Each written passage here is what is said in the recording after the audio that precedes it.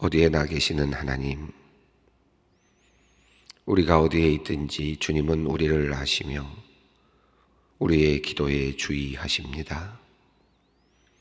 오늘 이 새벽에도 주님은 우리의 부르짖음과 기도에 귀를 기울이고 계심을 믿습니다. 우리가 오늘은 서로 다른 곳에 있사옵고 우리가 오늘은 서로 다른 곳에서 기도하오나 주님께서는 오늘도 우리의 필요와 간구를 들으시며 우리에게 응답하실 줄 믿습니다. 먼저 우리의 마음을 주님께서 위로하여 주시기를 기도합니다. 함께 모이지 못하는 안타까움이 우리에게 있습니다. 예배당에 나오지 못하여 애통하며 오늘도 각자의 처소에서 주님께 기도하는 모든 성도들에게 하늘의 위로를 내려 주시옵소서. 하나님, 사랑으로 가득한 우리 성도님들을 위해 기도합니다. 코로나 감염병으로 인해 예배당의 문이 닫힌 가운데 교육자들을 위로하며 함께 마음 아파하시는 성도님들이 많이 있습니다. 목회자들을 아끼고 염려하며 그들을 위해 기도하며 사랑을 전하는 우리 성도님들의 마음을 주님께서 받아주시옵소서. 목회자들을 하나님의 대리인으로 알고 기쁘게 여기며 아껴주시는 성도님들을 주님께서 기억하여 주시기를 기도합니다. 또한 교회에서 일하는 직원들을 귀하게 여겨서 이 모양 저 모양으로 알게 모르게 돕고 있는 우리 성도님들도 많이 있습니다. 하나님, 교회를 위하여 일하는 모든 사람들, 목회자와 직원들이 받는 이 큰 사랑을 우리가 갚을 길 없사오나 주님께서 이들의 마음을 받아주시고 종들을 대신하여 갚아주시기를 원합니다. 더 큰 은혜로 주님께서 돕는 손길들에게 복을 내려 주시옵소서. 또한 자발적으로 어려운 이웃들을 찾아 나서며 힘겹게 투병하는 선교사님을 찾아 도움을 주며 격려하는 성도님들의 마음을 주님께서 기쁘게 받아주시기를 원합니다. 매일 한 끼를 아껴서 어려운 이웃을 돕는 일에 헌신하고 있는 성도님도 있고 선교사님을 위해 자신의 집을 내어놓은 분도 있습니다. 주님께서 이들에게 은혜를 베푸시고 이분들의 마음이 기쁨으로 가득하게 하시며 주님께서 내려주시는 평안으로 가득 넘치게 하여 주시옵소서. 하나님, 코로나 감염병이 계속 번져가는 가운데 우리 성도님 중에서도 확진 판정을 받고 치료를 받게 된 분이 있습니다. 병원에서 어렵고 힘든 시간을 보내야 할 텐데 주님께서 집사님과 함께 하여 주시기를 원합니다. 감염병으로 건강이 약해지거나 어려움 당하지 않도록 주님 각별히 지켜 주시옵소서. 두려움을 제거하여 주시고 믿음을 주셔서 담대하게 하여 주시며 하나님께도 가까이 다가가는 복된 시간으로 만들어 주시옵소서. 코로나 감염이 되어 소망수양관에 마련된 생활치료센터에 들어와 치료를 받고 계시는 분들이 있습니다. 성도들이 기도하던 그 자리에 누워있는 그들이 그곳에서 하나님을 만날 수 있었으면 좋겠습니다. 주님께서 그들을 찾아주시고 그들에게 안수하여 주시어 그들이 속히 나음을 얻게 하시며 한 걸음 더 나아가 하나님을 알게 되는 복된 계기가 되게 하여 주시옵소서. 소망치료센터에서 환자들을 돌보는 의료진과 스태프들에게 그리고 소망교회 수양관의 직원들에게 하나님께서 은혜를 베풀어 주시기를 또한 원합니다. 그들이 전염병에 감염되지 않도록 지켜주시며 그들의 수고를 통해 많은 이들이 나음을 얻게 하여 주시옵소서. 우리 소망치료센터는 단지 의료진이 있는 곳, 의료행위가 이루어지는 곳을 넘어서 하나님이 계시는 곳, 하나님께서 치료해 주시는 그런 곳이 되기를 원합니다. 주님께서 우리 소망치료센터와 함께하여 주셔서 그것을 오고 나가는 모든 이들이 하나님의 큰 은혜를 입게 하여 주시옵소서. 코로나는 아니지만 다른 병으로 힘들고 어려운 시간을 보내고 있는 분들도 많습니다. 원인을 알 수 없는 통증으로 정말 힘든 삶을 살고 있는 성도님을 위해 기도합니다. 한 주에도 몇 번씩 고통이 심해 응급실로 달려가지만 마땅히 그 고통을 잠재울 약도 치료 방법도 없어서 너무나 큰 고통과 두려움 속에서 살아가는 분들이 있습니다. 그 아픈 모습을 보는 가족들의 마음도 무너져 내립니다. 하나님, 이러한 날이 하루도 아니고 수년이 넘었습니다. 하나님, 간절히 간구하오니 몸속에 넓게 퍼져 있는 감각들, 신경들이 본래의 자리로 돌아가게 하여 주시고 과민하게 반응하지 않게 하여 주시옵소서. 고통을 느끼지 않도록 신경세포와 모든 뇌의 조직을 주님께서 다시 정돈하여 주시어 깨끗이 나음을 얻게 하여 주시옵소서. 주님께서 기적을 베풀어 주시옵소서. 오늘 자궁 내막암으로 수술하는 연로하신 권사님을 위해 기도합니다. 갑작스런 암 진단과 수술에 자녀손들도 많이 놀라 있습니다. 수술을 감당할 만한 체력을 더하여 주시고 믿음도 더하여 주시옵소서. 모든 수술과 치료의 과정에 하나님의 손길이 함께하여 주시기를 원합니다.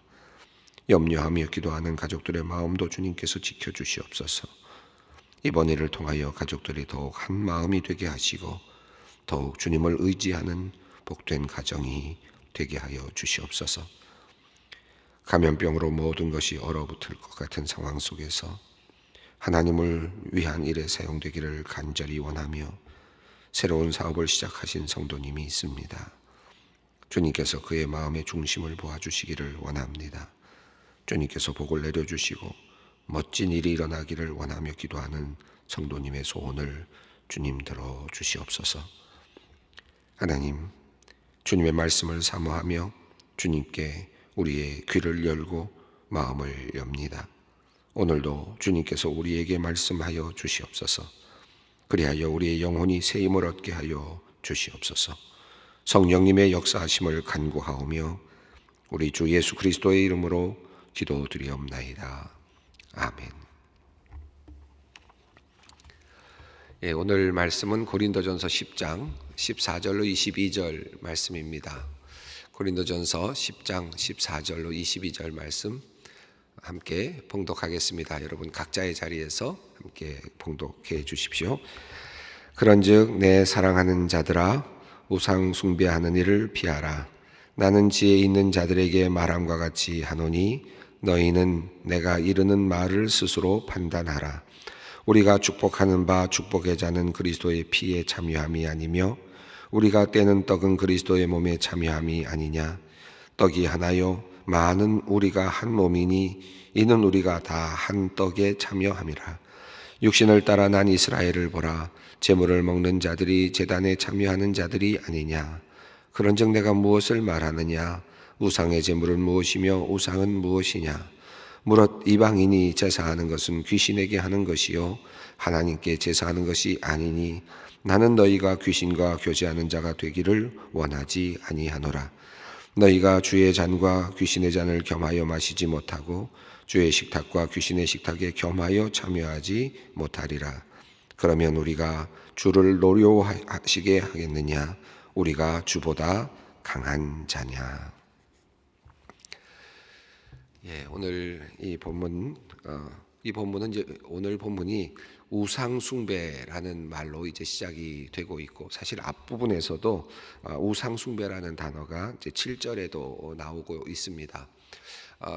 이 고린도전서 10장 말씀은 우리 우상에게 바쳐진 제물을 먹는 사람들, 또 그들이 자신 있게 이것은 아무것도 아니다 라고 생각하고 먹고 있는 사람들, 또 그 우상의 그 신전에 우상이 있는 그 신전에 가서 함께 교제를 나누고 있는 사람들, 이런 사람들이 이제 고린도 교회에 많이 있었던 것인데요. 이미 앞서서 여러 번 말씀을 드렸습니다마는 그런 사람들이 모여 있는 그 자리에서 그럼에도 불구하고 이제 그들이 가지고 있는 신앙이 나는 그래서 예수 그리스도 안에서 어떤 거리낌이 없다. 나의 믿음은 전혀 흔들림이 없다. 내가 비록 우상에게 가서 함께 우상이 있는 곳에 가서 함께 친교를 나눈다 할지라도 나의 구원은 취소되지 않는다. 또 내가 구원받았다는 이 확신은 나에게는 흔들리지 않는다라고 생각하는 어찌 보면 강한 믿음이죠. 이 강한 믿음을 갖고 있었던 사람들, 그 사람들이 가지고 있었던 신념 안에는 앞서 있는 10장 앞부분에서 나오는 것처럼 그들이 예수 그리스도로 세례를 받았고 예수 그리스도의 이름으로 세례를 받았고 그리고 예수 그리스도께서 주시는 신령한 그 식사 성찬을 함께 받으면서 살아가고 있기 때문에 나는 불멸의 약이라고 할 수 있는 이제 구원을 약속받는 그 식사를 함께 나누는 그런 자리이기 때문에 나의 구원은 취소되지 않는다. 나는 분명히 구원받았다. 이렇게 생각하는 사람들, 이런 사람들을 향해서 지금 주시는 바울의 권면의 이제 중간 이제 부분, 마지막 부분에 해당해 가는 이제 그런 말씀입니다. 여러분 이 지금 고린도전서 10장에는 이제 이렇게 좀 이제 또 다시 이 이야기가 나오면서 이제 진행이 되고 있는데 앞서 있는 내용들은 어떤 것이었습니까? 이미 말씀드렸습니다만 앞서 있는 내용은 연약한 자들을 돌보자라는 관점이었다면 10장 이후의 말씀은 이제 너희도 조심해야 된다. 너희가 멸망할 수도 있다라고 이야기하는 그 경고의 말씀이었죠. 이제 나는 자유롭다. 그리스도 안에서 나는 세례받았고 그리고 또 주의 만찬에 참여하는 특별한 그런 자격을 얻은 사람이기 때문에 내가 어떤 것도 내가 두려워하지 않는다. 사실 그 어떤 신도 사실은 존재하지 않는 신이다. 그것은 실상이 아니다. 허상일 뿐이다. 그러므로 내가 마음껏 그들 앞에서 어떤 것을 하든지 그들에게 바쳐진 우상에게 바쳐졌던 제물을 먹든지 안 먹든지 사실은 그것은 아무런 의미가 없다라고 생각하는 그런 사람들을 향하여서 경고의 말씀을 했죠. 지난번 읽었던 6절부터 13절까지의 말씀은 그 내용이었습니다. 이스라엘 백성들을 이제 하나의 예로 들면서 우리 그 초대교회 교인들이 내가 세례받았고 내가 성찬을 받고 있다고 하는 이 자부심을 가지고 있고 이것이 구원과 관련돼서 매우 중요한 하나의 어떤 중요한 하나의 뭐랄까요 치료제와 같은 구원에게 주는 하여튼 보증과 같은 그런 것이라고 생각하는 그런 사람들을 향하여서 이스라엘 백성들이 그들도 광야에서 나올 때 그들이 나올 때 언약의 백성으로 나올 때 그들도 세례를 받았고 그들도 광야에서 약속되었던 하나님께서 주시는 그 무한하신 그런 식사, 무한하신 은혜의 식사인 바로 그 식탁을 받아 먹었다라고 하는 이야기를 하면서 그런데 그들이 광야에서 어떻게 되었느냐? 그들은 우상 숭배하다가 멸망당했고 그리고 또 음행을 하다가 그만 전염병에 걸려서 모두가 죽게 되는 많은 사람 24,000명이 죽게 되는 그런 일들이 일어났고 탐욕을 부리다가 그만 멸망하였고 그리고 주님을 시험하다가 멸망하는 그런 일들이 있었다라고 이야기를 했죠. 그리고 이것이 하나의 본보기가 되었다. 라고 이렇게 이야기합니다. 그리고 하나님께서 우리들에게 이것을 본보기로 보여주고 계시다라고 그렇게 이야기를 했습니다.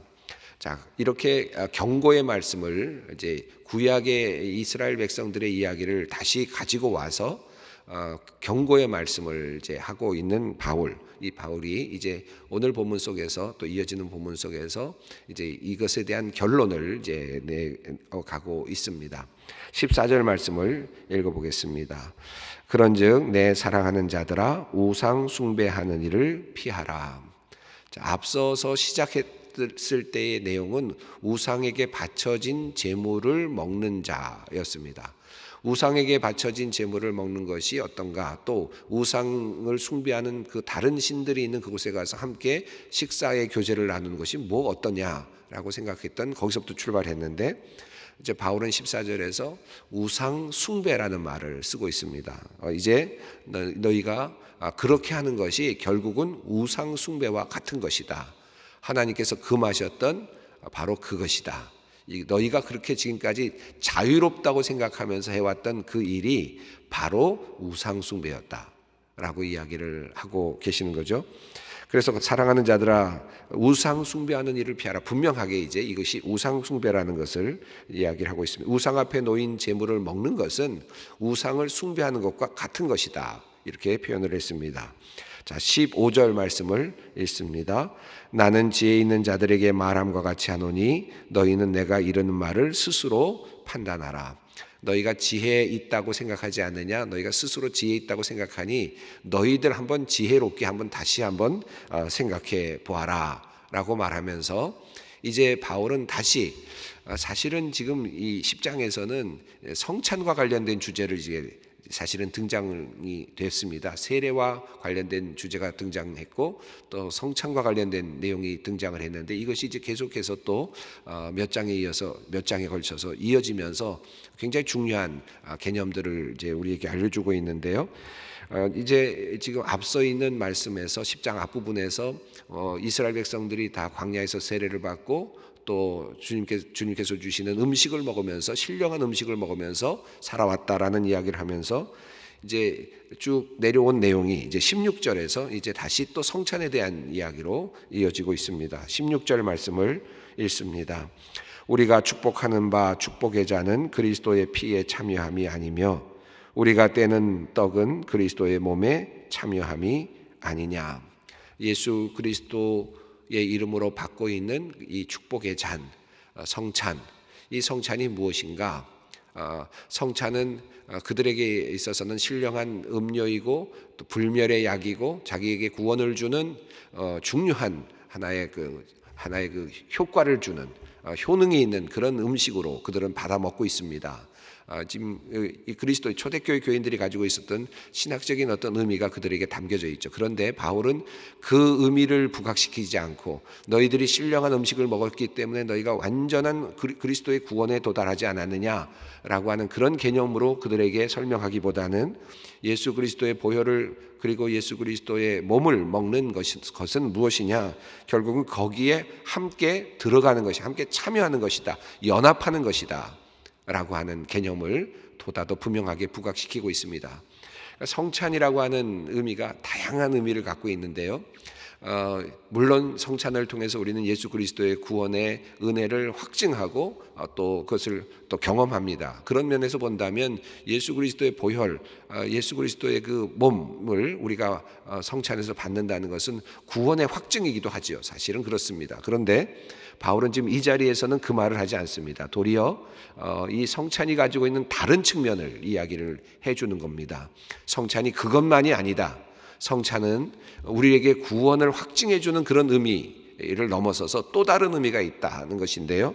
그것은 바로 예수 그리스도의 피에 참여하는 것이고 그리스도의 몸에 참여하는 것이다. 그와 함께 그 안으로 들어가는 것이다.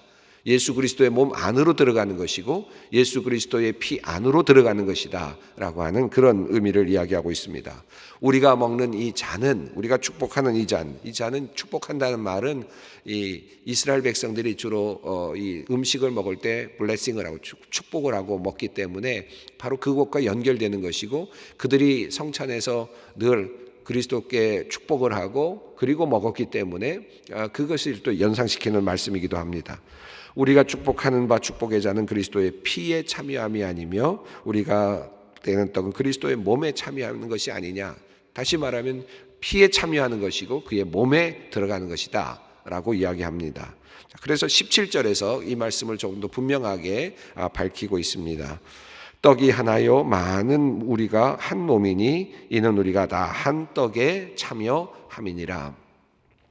다시 말하면 우리는 한 떡, 여기서 말하는 떡은 예수 그리스도의 몸이죠. 예수 그리스도의 몸과 피, 바로 이 떡입니다. 이 떡이 하나요? 우리는 그 한 몸이다. 그 안에 들어가서 우리가 한 몸을 이루는 것이다. 연합체를 이루는 것이다. 연결되어 있는 고리와도 같은 것이다. 교제하는 그런 상황이다라는 것이. 여기서 중요한 것은 이제 교제라는 개념이 이 안에서 함께 또 부각이 뒤에서 이제 나타나게 되죠. 한 떡에 참여하는 것이다. 한 몸에 우리가 들어가서 붙는 것이다. 그래서 그리스도와 연합하게 되는 것이다 라고 하는 것입니다. 자, 이것을 조금 더 구약에 있는 백성들의 이야기와 연결시켜서 바울이 이야기를 하는데 18절 말씀입니다. 육신을 따라 난 이스라엘을 보라. 제물을 먹는 자들이 제단에 참여하는 자들이 아니냐. 이스라엘 백성들 또는 뭐 육신을 따라 먹는 사람들도 포함되는 것인데, 여기서 육신을 따라 나니 영적으로 우리가 성찬을 받는다면 육적으로 이스라엘 백성들이 그들이 먹고 마시는 그런 제사를 통해서 먹고 마시는 그런 행위들을 이야기하는 것이죠. 율법 아래에 있으면서 율법을 따라서 율법을 지키면서 먹고 마시는 사람들이 어떻게 하느냐? 이스라엘 백성들이 어떻게 합니까? 하나님께 제사를 드리고 난 다음에 그 다음에 어떻게 하죠? 그 제사를 바친 물건을 누가 먹습니까? 제사를 드린 사람들이 먹습니다. 그렇게 나누어지도록 했죠. 그리고 그들의 백성들만 먹도록 했죠. 이것은 사실은 다른 종교들도 사실은 마찬가지였습니다. 자, 그런데 지금 18절에서 바울은 육신을 따라 사는 이스라엘도 역시 마찬가지로 제물을 먹는데 그 제물은 제물을 바친 사람들이 먹지 않느냐라고 이야기하면서 결국은 제사에 드려졌던 그 제물은 제사를 드리는 사람들이 먹는 것이고 교제하는 것과 같은 것이다 라고 하는 것을 다시 상기시켜주고 있습니다. 19절 말씀을 읽습니다. 그런즉 내가 무엇을 말하느냐? 우상의 제물은 무엇이며 우상은 무엇이냐? 20절 말씀을 읽습니다. 무릇 이방인이 제사하는 것은 귀신에게 하는 것이요 하나님께 제사하는 것이 아니니 나는 너희가 귀신과 교제하는 자가 되기를 원하지 아니하노라. 바울은 이제 긴 이야기를 통해서 이제 귀신에 대한 이야기를 했습니다. 귀신이 존재하느냐, 귀신이 실제하느냐 하는 문제보다 더 중요한 것은 지금 그들은 아무것도 아니다. 그것은 아무것도 아니다라고 이야기를 했죠. 그리고 이것은 어떠한 것도 아니기 때문에 하나님밖에는 신이 없기 때문에 온전한 신이 없기 때문에 다른 그 신전에서 제사를 드리는 것은 어떤 의미도 없다라고 그렇게 이야기를 했다면, 바울은 지금 긴 이야기를 끌고 가면서 이스라엘 백성들이 하나님 앞에 드릴 때 함께 모여서 하나의 제사를 드리면서 하나의 교제를 이루었다고 한다면, 또 그리스도인들이 지금 모여서 성찬을 받을 때 우리가 예수 그리스도의 보혈에 참여하고 그리스도의 몸에 참여함으로써 하나의 교제를 이루는 것이라면, 이 신적인 교제는 어떤 것이냐? 신전이 있고 그리고 신상이 있고 그리고 그것에 바치는 사람, 그것에 제물을 바치는 사람이 있고 그리고 그것을 먹는 사람이 있다면 그들은 그 어떤 것에 함께 교제하는 것이고 함께 연결되어 있는 것이라고 할 수 있다. 그렇다면 결국은 그들은 없는 신이라 할지라도 그것에 지금 연결되어 있는 것이기 때문에 그것은 하나님과는 별개의 것이 된다는 것이죠. 결국은 너희는 귀신과 교제하는 자가 될 수 있다라고 하는 그런 설명입니다. 21절에서 다시 그 말씀을 보다 분명하게 다시 정리하고 있습니다. 너희가 주의 잔과 귀신의 잔을 겸하여 마시지 못하고 주의 식탁과 귀신의 식탁에 겸하여 참여하지 못하리라. 자, 처음에 이스라엘 백성들이 그 우상에게 바쳐졌던 제물을 먹었을 때 바울은 첫 번째는 연약한 자들을 생각해라. 너희들이 갖고 있는 자유 좋다. 그리고 너희들이 갖고 있는 확신이 좋다. 너희들이 갖고 있는 그 권위 이거 참 좋다. 그런데 연약한 자들도 생각을 해봐라 라고 하는 관점이었다면, 이제 10장 이후에서 나오는 내용은 너희가 지금 하는 것이 어떤 것인 줄 아느냐?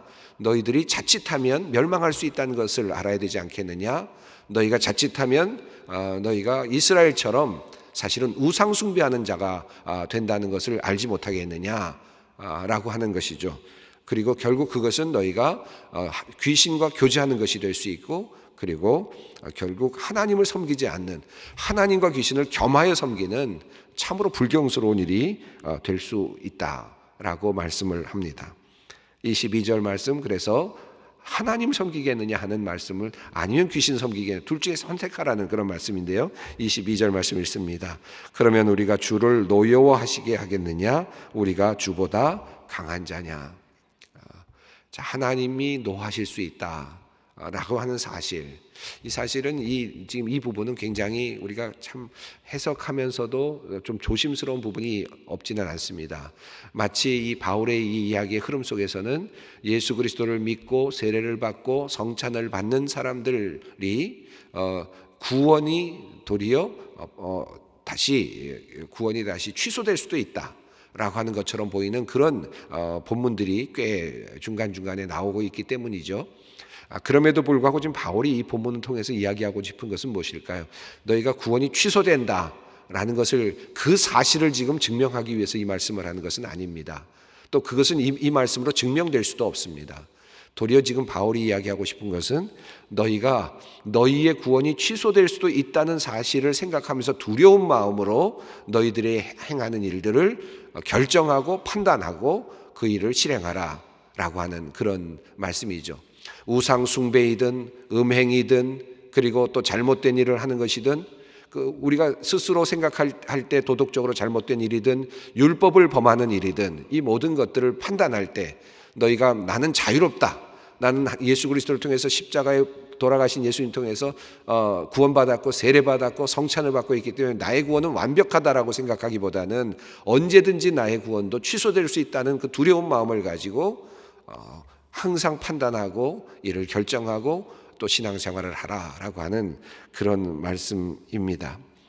오늘 이 말씀은 좀 우상숭배라고 하는, 어찌 보면 우리들과는 좀 멀리 떨어져 있는 그런 내용이어서 좀 이해하기가 쉽지 않을 수도 있습니다만은, 우리들의 삶 속에서 이것을 적용하여 본다면 정말 내가 정말 나의 구원이 취소될 수도 있다라고 하는 그런 마음을 가지고, 경성하는 마음, 두려운 마음을 가지고 나의 신앙생활을 해야 되겠다.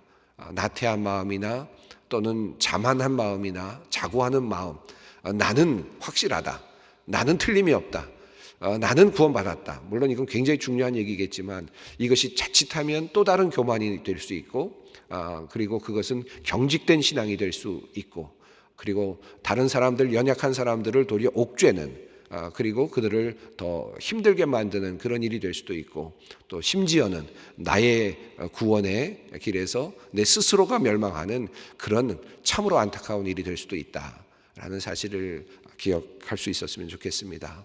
오늘 이 말씀 기억하면서 우리 함께 기도의 자리로 나아가겠습니다. 오늘 이 자리에 텅 비어 있는 이 자리에서 여러분께 설교를 드리니까 제 마음이 또 참 많이 마음이 좋지는 않습니다. 그러나 여러분 각자의 자리에서 여러분 또 이 말씀도 함께 나누며 또 기도하는 줄 압니다. 여러분 기도의 자리에서 함께 교회를 위해, 교우들을 위해, 또 코로나 종식을 위해서 함께 기도해 주시기 바랍니다. 함께 기도하겠습니다. 하늘에 계신 우리 아버지, 아버지의 이름을 거룩하게 하시며 아버지의 나라가 오게 하시며 아버지의 뜻이 하늘에서와 같이 땅에서도 이루어지게 하소서. 오늘 우리에게 일용할 양식을 주시고 우리가 우리에게 잘못한 사람을 용서하여 준 것 같이 우리의 죄를 용서하여 주시고 우리를 시험에 빠지지 않게 하시고 악에서 구하소서. 나라와 권능과 영광이 영원히 아버지의 것입니다. 아멘.